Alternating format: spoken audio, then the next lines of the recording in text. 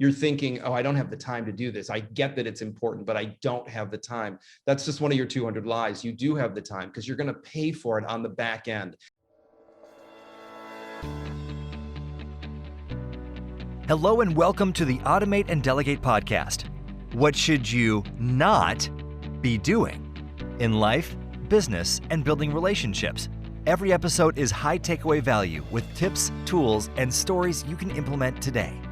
Now to your host, Brad Stevens, lifetime entrepreneur, global speaker, and high performance expert.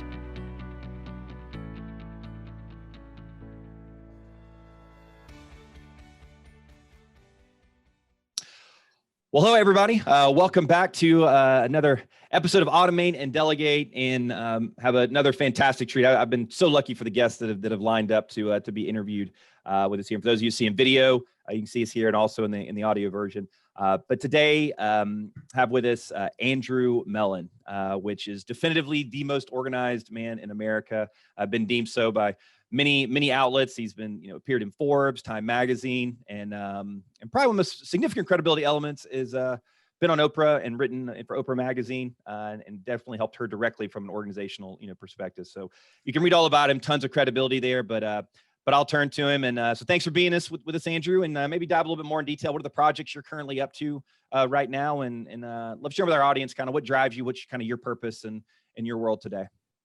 Sure, Brad. Thanks for having me. It's great to be with you and all the listeners and viewers.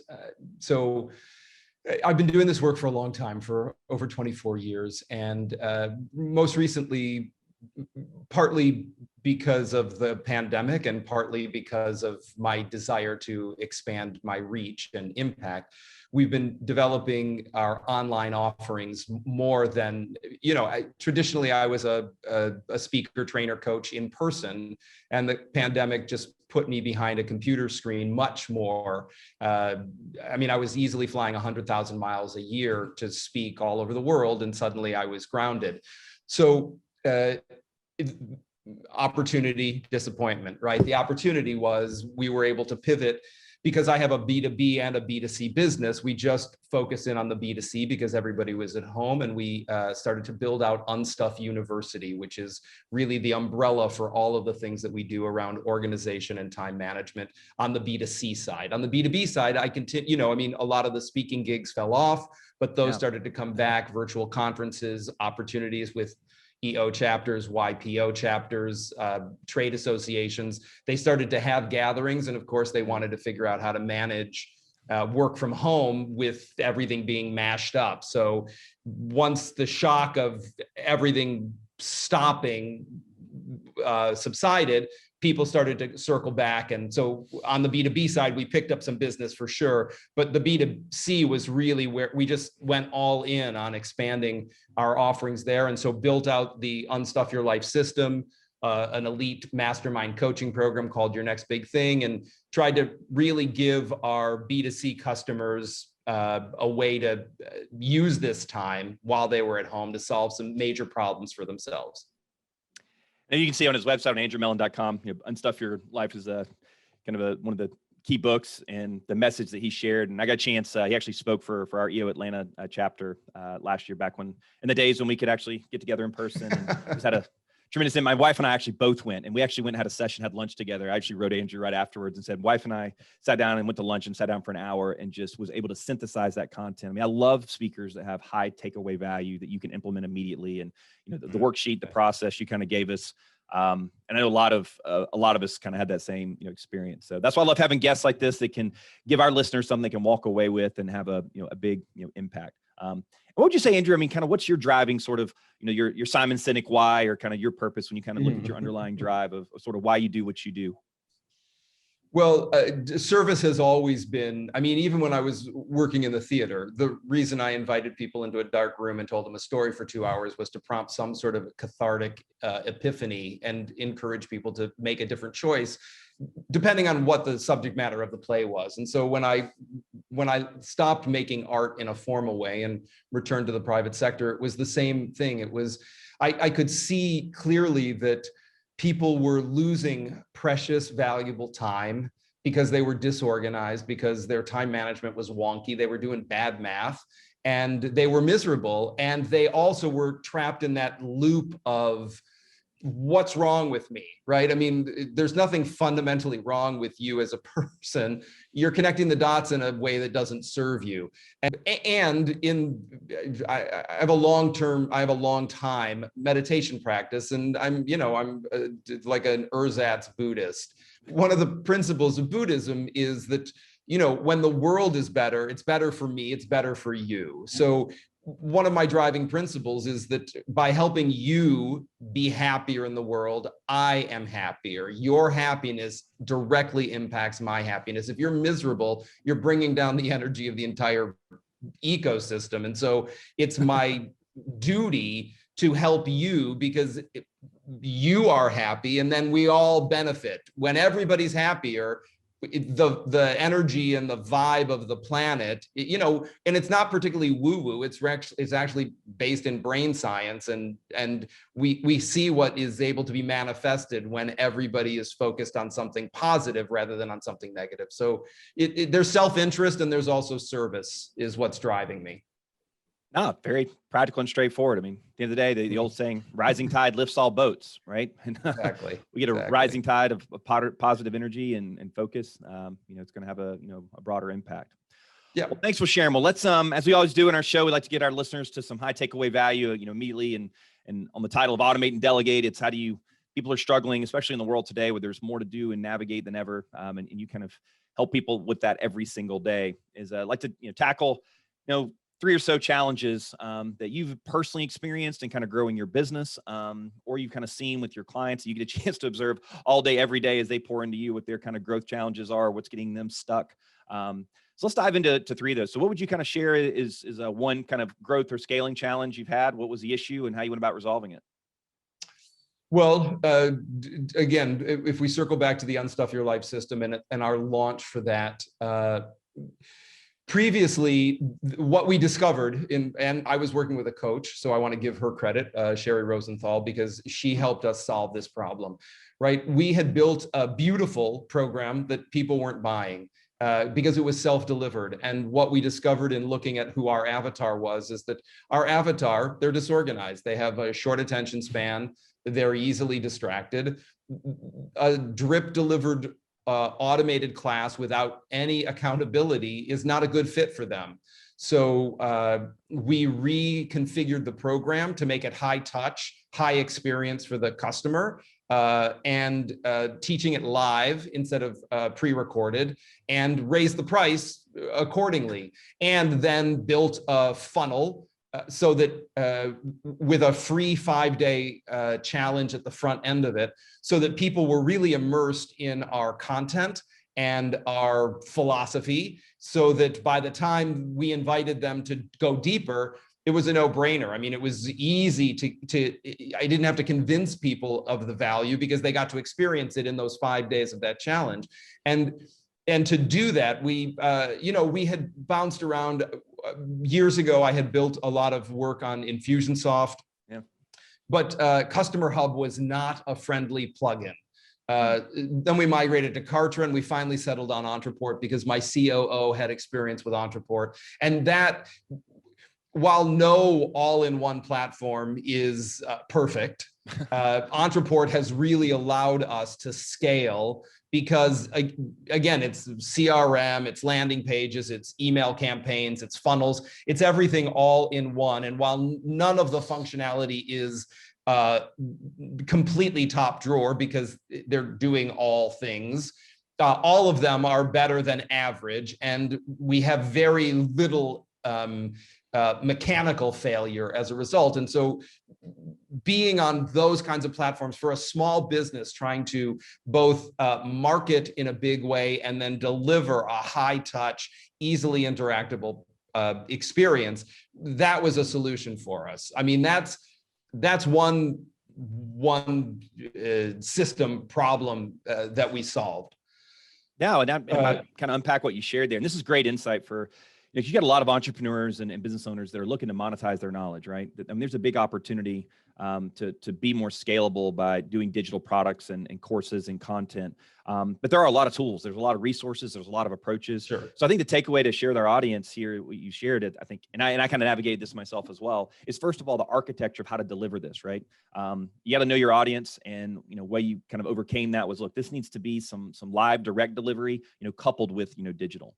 The second thing I heard was, you got to lead with free educational content. You got to start with giving value, at no cost a lot of times, but good value. A lot of people, I see a lot of these lead magnets and free stuff, and it's just very poor quality. Oh, it's garbage. It's garbage. You wouldn't take it for free. I mean, it's not going to solve a problem. It's clickbait. It's not going to solve a problem. I mean, people are blown away at the end of, 5 days, an hour live with me. I mean, most people wouldn't be able to buy that much attention, and they're getting it for free, and they're seeing real progress. I mean, the beautiful thing, because it is a challenge, is within 24 hours, something has changed. And so they've proven it to themselves. I mean, for the audience, for the listeners, right? I mean, the more people will never argue with themselves. They will argue with us all day long, right? I mean, they think that they're the exception, and if we understood why they were special, we would cut them some slack and allow one of their 200 lies to be true. It's all baloney. And they won't argue with themselves. So, I mean, they can't fight what they actually see and experience, regardless of how often we tell them, if you just did X, Y, or Z, something magical would happen. So. Yeah, and I think that's maybe a little preview into maybe another challenge you'll probably share here and kind of what you experience with your clients. But yeah, I think a litmus test is when you're going to give away something free as a precursor to a paid product, is that will someone walk away with that? And if they never buy your full product, will they have gotten value and felt like they spent their time worthwhile? And if you know that in your heart and you're confident in it, and there'll be a percentage that always want more. There's always a percentage of people that are wanting to dive and engage, predictably. Mathematically, it's pretty predictable a lot of times. What that percentage is varies a little bit. You don't know when they're going to circle back. I mean, that's the thing about planting seeds, as well as, I mean, I've heard from people 3-4 years later, taught a class 10 years ago. They saw me at, the San Francisco Zen Center, and they're reaching out 10 years later, like, hey, I'm now working here. Can you come do a training for us? You're never going to not benefit from being a generous, thoughtful, open-hearted person. It's just never going to come back and bite you in the ass the way that being miserly and mean-spirited and scorekeeping is going to typically harm you, either in the short term or the long term. Yeah, I could agree more. I think all, marketing now is going to be education driven. It's just, you got to put value out there. You got to produce content at scale. There'll be the majority of people don't ever kind of engage with you longer term. But those that will engage. But to your point, and I love you shared that, I actually have an infographic I share when I'm speaking called the nurture wheel and the life and business events wheel. And that if you stay on a person's nurture wheel and you earn the right to stay in their life, to stay in their inbox, to add value, with content and nuggets. I'm sure, like, even after somebody doesn't engage in your course after doing the free challenge, you're keeping content staying in front of them that's of value, that's bite-sized, they're engaging. So when that life and business event happens, and maybe 2 months from now, maybe 2 years from now, you've earned the right to be in their inbox, and they will remember you. We have a drip sequence we call our addictive tool series. We send once a week, just a cool technology tool, long-term. We have 2 years of these in our CRM system. And every single week we have people that predictably, haven't talked to us in 6 months, but because we stay top of mind and engages. So yeah, I know some great takeaways there for anybody that's looking to get into courses and content and sales strategy online. And then as a specific technical tool, Entreport, I know there's a bunch of great ones out there, but Entreport sounds like it's a great one to check out. That's been a great experience for you guys. Very good. Well, man, we covered a couple of challenges there, but so let's jump into another, and maybe from what you deal with clients. I mean, you just see tons of clients and see the challenges they navigate every day. So maybe kind of share the profile, the individuals you're kind of interfacing with, and maybe for our next 2 challenges, we'll dive into sort of what you're seeing on an ongoing basis, and what are some of the specific tools and techniques that you share to overcome those. Sure. So if we think about the B2B client profile, right? I'm typically, I'm either working with small businesses, right? SMEs, where there's clearly, I mean, the profile is the B2B version of a nonprofit, right? There's not enough hands, there's too much work, and people are disorganized. And there's typically a CEO who has a lot of vision and doesn't have the support structure there. So there's that model. And then there's the large companies like Goldman Sachs or American Express or the New York Mets baseball teams. They have different challenges, but what they all have in common, again, is the story, right? The story that's running back here: too much to do, not enough time. Different.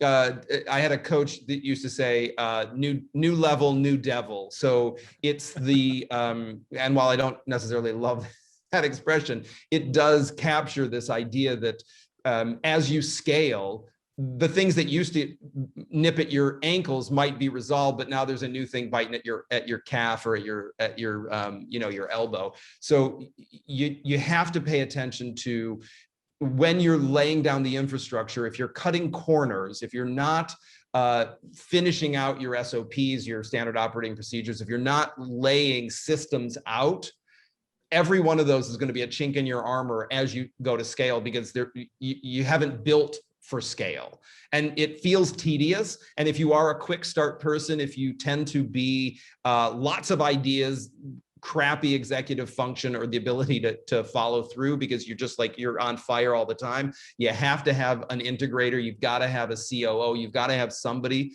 who's focused on operations and systems, because everything about scaling is built on that. If you don't have that, it's a house of cards, and it's going to teeter-totter over eventually. I mean, it doesn't matter how fast you're accelerating and how brilliant you are as a visionary, you got to have that structure under you. And so I talk often when I'm training about the 7 deadly time thieves: interruptions, overcommitting, poor planning, emails, meeting, multitasking, and procrastination. And we're just going to talk about emails is a game changer when we think about infrastructure, right? This is something that I've done at every scale with my clients, and that's getting internal communications out of your inbox. Migrating to, we use Slack, but if you have Microsoft Teams, if you're in a Microsoft ecosystem, use Microsoft Teams. It doesn't matter which tool you use, but ceasing internal communications via email is a game changer. I saw this for, I do a lot of training for the IIABA, which is the Independent Insurance Agents and Brokers of America. So it's a national association, and then every state has at least one chapter. Some states are large and they have multiple chapters.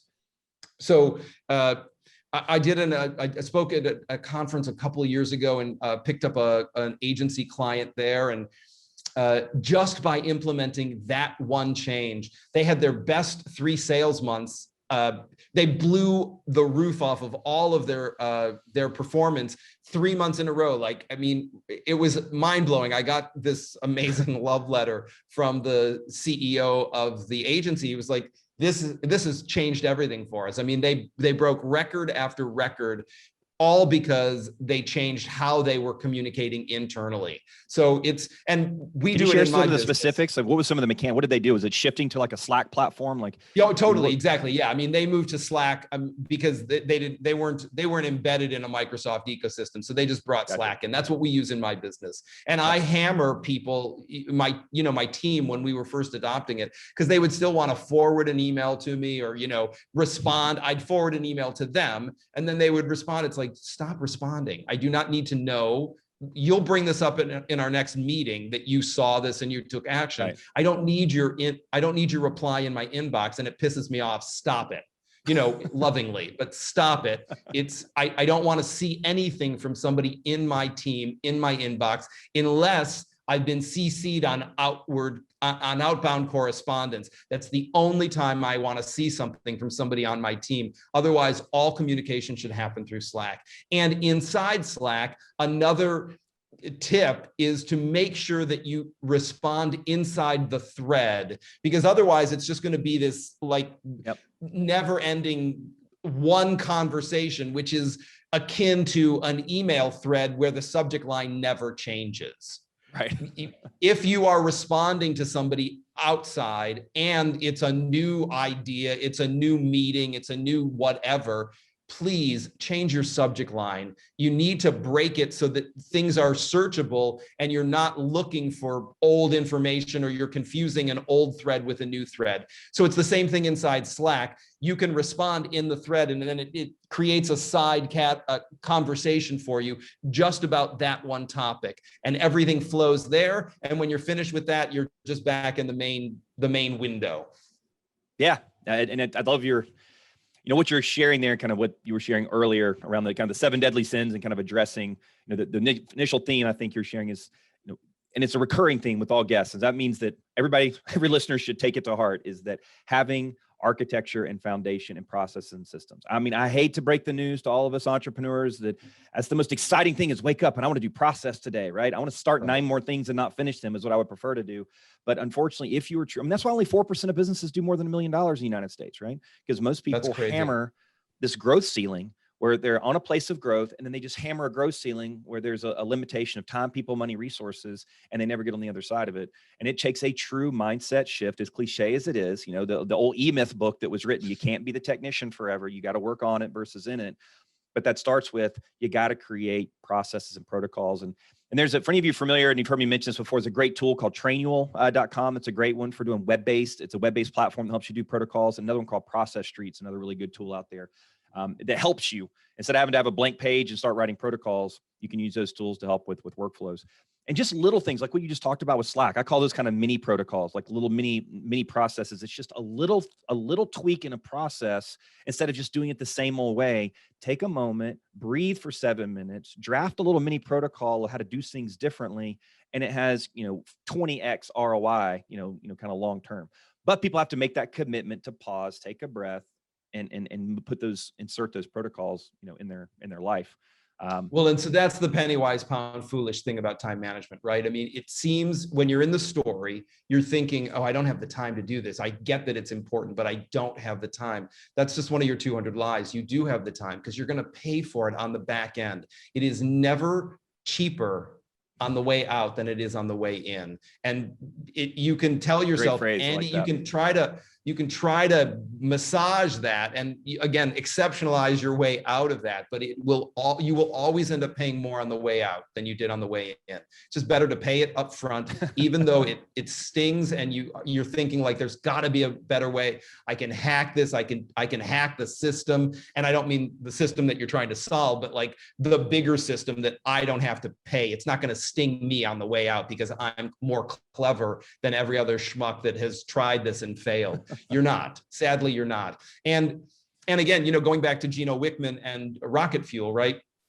If you are the visionary, you are not going to be the integrator for your own company, even if that's a role that you play for your clients or your customers. If you provide that degree of executive function for your people, for your people, you are not going to be able to do that for yourself. I took that rocket fuel quiz for myself inside my business, scored like a 40 as my integrator. It was like clear that I was not going to be driving operations in my own business, even though as an estate manager and, as a professional organizer, coach, I've done this for numerous clients. I am the integrator for them. I cannot be the integrator for myself. It was like mind-blowing, eye-opening of like, set it down, walk away, get somebody in here, let them take over the operations. Because I want to run at 100 miles an hour, and I should be able to, but I need a system under me to be able to do that. I can't be dragging the business behind me while I'm also trying to innovate.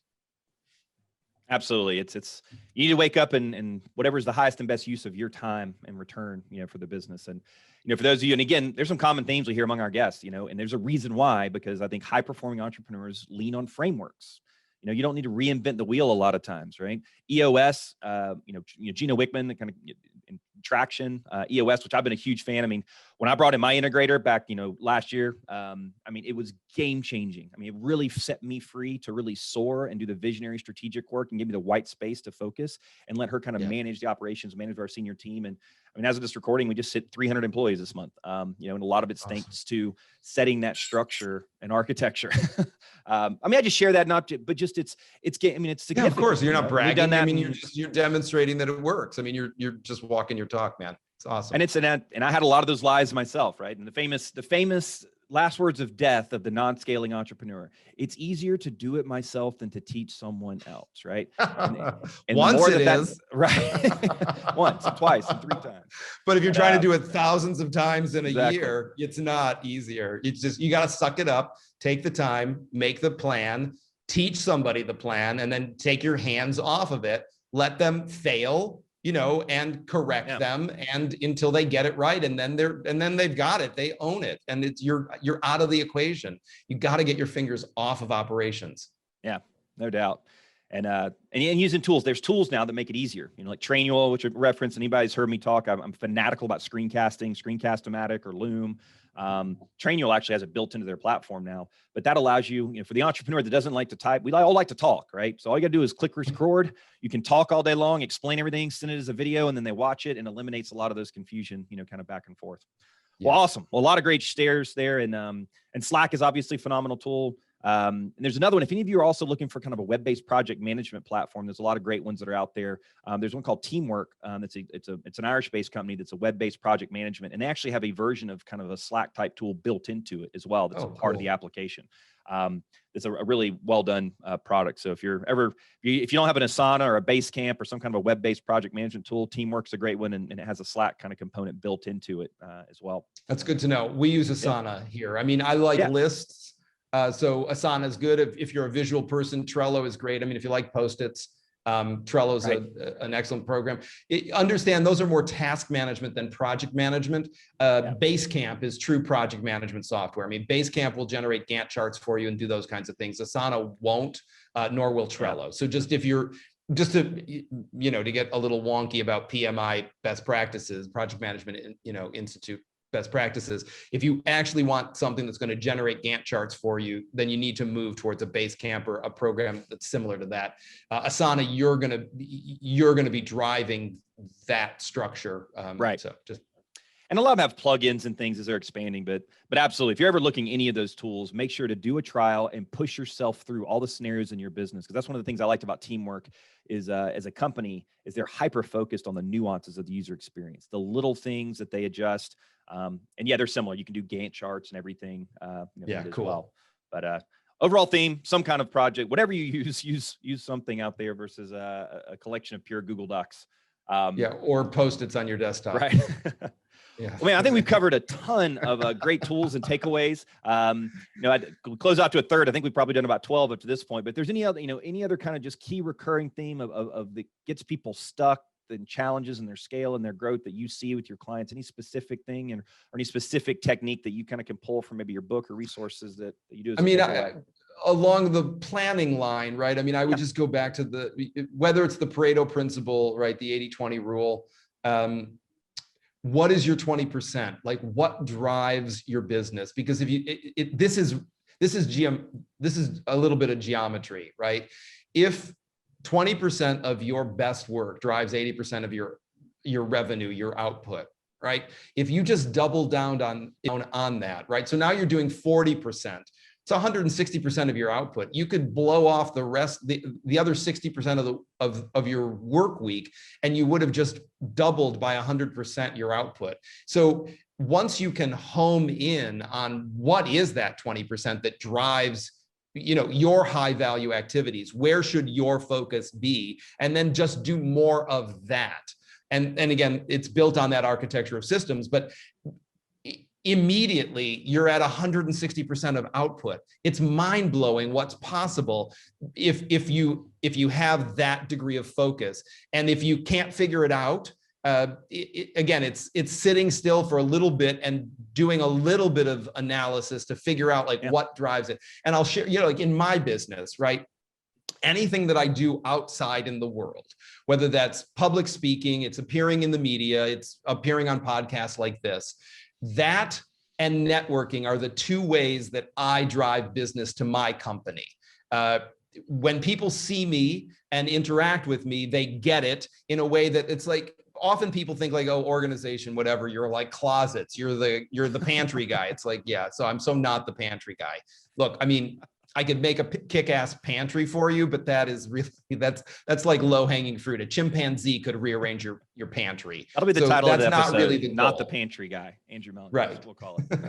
So, what we're really solving is all of the stuff behind the stuff. That's where the bottleneck is. That's where people get stuck, is the stuff behind the stuff on the surface, whatever that disorganization, that clutter, that poor time management is, that's a superficial symptom of something under it. And curing that, the stuff on the surface, magically, it appears magically, it rearranges itself. But so my point is, that's where you want to go, is the stuff behind the stuff, and taking the time to actually look at it and solve it. Figure out your high value activities, figure out your 20%, and then double down on it and get everybody to give you the space to be able to do that 40% of your week. You'll get amazing results, and you'll be happier, right? Because you'll be in your sweet spot, It's funny. I think I share a lot of people too, is the culture impact. Not only you do it for yourself, but when you get your staff focusing on what's the highest and best use of their time, it's amazing how much a happier workplace you have, because they get to wake up doing the thing that they love every day. One of the exercises, a specific technique to kind of get to what you're talking about as well, we always share with people, when they're looking to kind of get involved with VAs and outsourcing and stuff, is, look, just sit down, right? And just make a list of all the things that aren't the best use of your time based on your own opinion, and put how many hours per month you're spending on that. Just estimate it. And I can tell you the hundreds and hundreds of people that have go through that exercise, once they actually sit down and just audit themselves for a week, just keep a Google Doc up during your whole week. And every time you sneeze, go make a note of it and estimate how many hours you're spending per month. And everybody is blown away. They're like, yeah, maybe I thought I spent a couple hours on TPS reports per month. Man, I spend 8 hours a month on TPS reports. And then they start doing that with other tasks of things they deem that isn't the best use of their time. And all of a sudden, before you know it, they got 20, 30, 40 hours worth of stuff that they reallocate to their highest and best use of time. And for entrepreneurs, a lot of that's closing business. It's a huge lever effect. And do the same thing with their staff. Have your staff answer those exact same questions. And then the second question is, what are you not getting to? What are the things on the radar that you haven't gotten to due to time, money, and knowledge constraints? And that's your roadmap after you get rid of box number one, right. A lot of times. So no, couldn't agree more. And unfortunately, a lot of times that 20%, sometimes it's the more gray matter work, it's the more hard work, challenging work. As entrepreneurs and humans, we go to the path of least resistance a lot of times. What's that endorphin hit? What's that quick task? Right. Yeah, exactly. I just want to check little things off my list to do. And then one of my 200 lies, not mine, but typically my clients' 200 lies is, now that all the little crap's out of the way, now I have a big window of time I can do the big work, but that never happens. I always think of, and I share this example all the time, the guy with the 3 bowls, the bowl with the empty bowl, the bowl with rocks, and the bowl with sand. Right. And he stops people and says, hey, can you get the rocks and the sand in the bowl? And everybody puts the sand in first and then tries to put the rocks in. It doesn't fit. If you put the rocks in first and then pour the sand around it, suddenly it all fits. But it's counterintuitive. We're like, let me just get all the little crap done, and then I'm going to have free time. There's always more little crap to come along. And the little crap, to your point, right? It either needs to be automated or delegated. The things that are on your to-do list that are 4s and 5s are 4s and 5s for a reason. Those things need to either be crossed off because you're never going to do them. You either need to delegate them or just set yourself free. Like, just acknowledge there will always be new 1s, 2s, and 3s. And it's seldom that something that is currently a 4 or a 5 is going to, by absence of everything else, suddenly rise to significance and become a 1. It's a 4 or 5 now for a reason. Delegate it or cross it off your list. And that's one thing I took away. It's something I was sort of doing, and it really galvanized when I saw you speak about it, is the calendar blocking. And so my calendar now, it's just, regardless of how many tiny little flies and gnats that there are, the little tiny tasks is, from 8 to 12 on certain days, it's blocked off, and my brain is only allowed to focus on that one big thing, regardless, unless the house is on fire, right? Yes. Those are the things that you got to stay focused on. It takes discipline to do that. And I'm still working on it myself, and I know a lot of others are, but it, of course, turn the boat and starts, heading in the right direction. Well, fantastic, man. Well, this has been awesome. Appreciate all the shares. And so as we close out here, as I like to ask all my guests, and we'll ask, how everybody can learn about you and get some resources and some free resources I think you have as well. But if there's only one characteristic that you would say is most critical as an entrepreneur, everything else will fall in place if you can get this one thing. What would you say that would be from your perspective? Yeah, so I would say that it's actually it's a combination of tenacity and some form of open-heartedness, willingness, right? I mean, a soft heart and a hard head is, I think, the winning formula, right? I mean, you, as generous as you can be to yourself, compassionate to yourself and to everybody that you're working with and encountering, and a fierce tenacity that no is just a yes that hasn't become a yes yet, right? I mean, so that few people are overnight successes. It looks like that when they get some visibility, like, oh my God, where have you been? Right? I've been in the trenches for 24 years is where I've been. It's like, I've been the best kept secret forever, right? Not everything is magically airlifted up into high visibility and catapulted into, visibility and financial reward.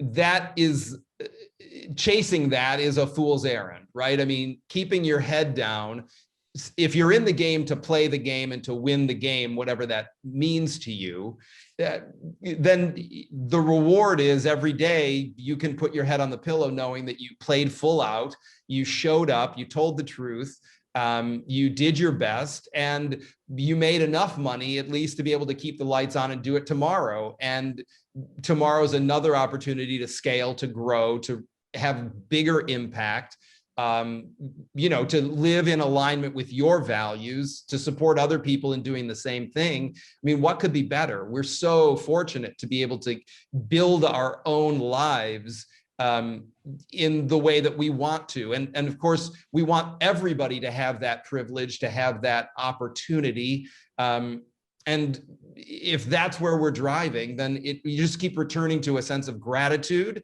and tenacity, right? I mean, I'm so grateful for my life and I'm not finished. There's so much more that I want to accomplish, not based on my ego, but based on the impact. I mean, I'm here for a finite period of time. We have this opportunity to influence the world and shape it and make it a better place than it was when we found it. So I want to do as much of that as I can before I leave, because when I leave, I'll leave things behind. There will be books and there will be systems and things, and hopefully they will continue to influence people. But while I'm here, it's like a double whammy, right? I mean, you have the technology, my intellectual property, and you have me as the persuasive engager. So I want as much of that as I possibly can before I leave.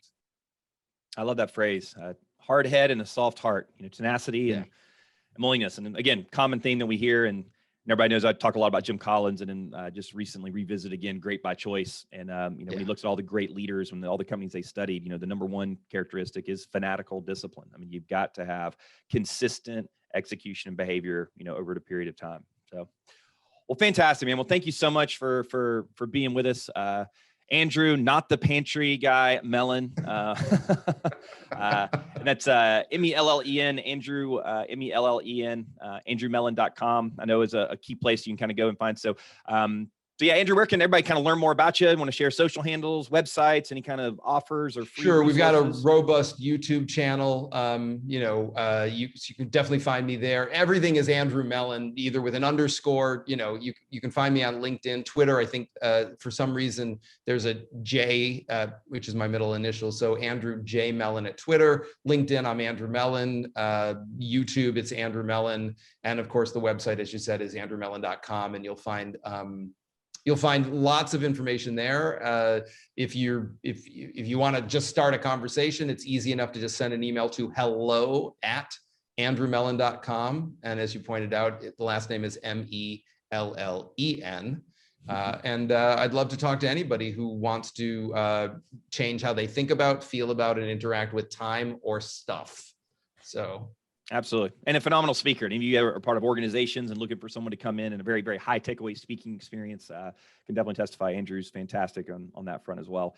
And you check out his website, depending on the timing of when you hear this recording. He's doing these kind of rolling free challenges as well. We do, that you can enroll in. So the next challenge will be in April. So depending on when you're listening to this, right? I mean, every couple of months we roll out another one of what we call the De-Stress Your Mess Challenge. It's a free 5-day challenge. And then we typically invite people to join us for the Unstuff Your Life system, which is a 10-week deep dive into decluttering. But again, not about your pantry. You might think it's about your pantry, but I love the epiphanies that people have. They're like, oh my God, this is so much more than I thought it was going to be. It's like, of course it is. Of course it is. I mean, it's never the stuff. It's always the stuff behind the stuff. It's a great way to close. Well, thanks again, Andrew. Appreciate you being with us. It's been a great pleasure to get to know you and see your work in action out there. And for all our listeners, you can always go to automatedelegate.com. You can see all of our episodes with any of our listeners, and kind of search for us on anywhere you listen to podcasts. You can find us there. Same format with all of our interviews. So awesome, Andrew. Take care, sir. Thanks for your time. Thanks, Brad. My pleasure. Bye, everybody. This episode is sponsored by Outsource Access, the choice for entrepreneurs, small business, and busy professionals for highly talented and affordable virtual assistants and outsourcing needs. Visit outsourceaccess.com/learn to learn more and use code AUTOMATE to get $100 off their signature and risk-free